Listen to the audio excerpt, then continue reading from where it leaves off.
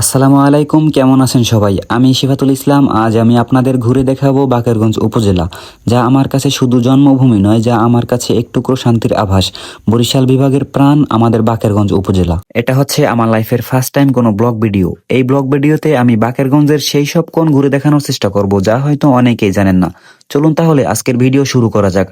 তার আগে আপনি যদি আমাদের চ্যানেলে নতুন হয়ে থাকেন, অবশ্যই চ্যানেলটি সাবস্ক্রাইব করে রাখুন এবং ফেসবুক থেকে দেখলে পেজটি ফলো করে সাথেই থাকুন। এটা হচ্ছে আমাদের বাড়ির সামনের রাস্তা। আমাদের বাড়ির সামনে একটি মসজিদ আছে, দেখতেই পারতেছেন। এখন আমরা রওনা দিব বাকেরগঞ্জকে ঘুরে দেখার উদ্দেশ্যে। আমাদের গাড়িতে উঠতে হলে কিছুটা পথ হাঁটার প্রয়োজন হয়, কেননা এই রাস্তাটা এখনো গাড়ি চলার জন্য উপযুক্ত না। তো গাইস দেখতেই পাচ্ছেন, আমরা এখন গাড়ির জন্য অপেক্ষা করতেছি। তো গাড়ি পাওয়া যাচ্ছে না, আসলে হচ্ছে এখন দুপুর টাইম, তো এই জন্য হচ্ছে গাড়ি কম। আর আমরা এই সাইডে এসে দাঁড়াচ্ছি, কারণ হচ্ছে ওই সাইডে প্রাইমারি স্কুল ছুটি দিয়েছে, তো এই জন্য ওখানে লোক অনেক দাঁড়িয়ে আছে। এই জন্য আমরা এই সাইডে দাঁড়াইছি, যাতে আমরা আগে গাড়িতে উঠতে পারি। এভাবে আমরা গাড়ির জন্য কিছুক্ষণ অপেক্ষা করতেছিলাম। আমরা এর মধ্যে কিছু গাড়ি দেখতে পেলাম, কিন্তু সেই গাড়িগুলোর মধ্যে কিছু গাড়ি ছিল যাত্রীতে ভরা, আবার কিছু গাড়ির ড্রাইভাররা জানালো তারা নাকি সদরে যাবে না।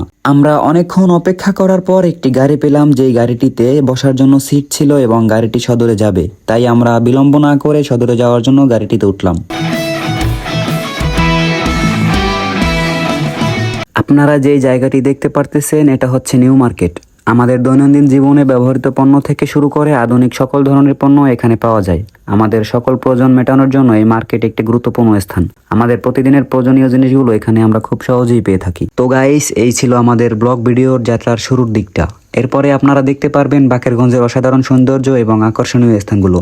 দেখা হচ্ছে পরবর্তী ভিডিওতে। আমাদের পরবর্তী ভিডিওগুলো দেখতে চাইলে চ্যানেলটি সাবস্ক্রাইব করে রাখুন এবং ফেসবুক থেকে দেখলে পেজটিকে ফলো করে সাথেই থাকুন। সেই পর্যন্ত সবাই ভালো থাকবেন, সুস্থ থাকবেন। আল্লাহ হাফেজ।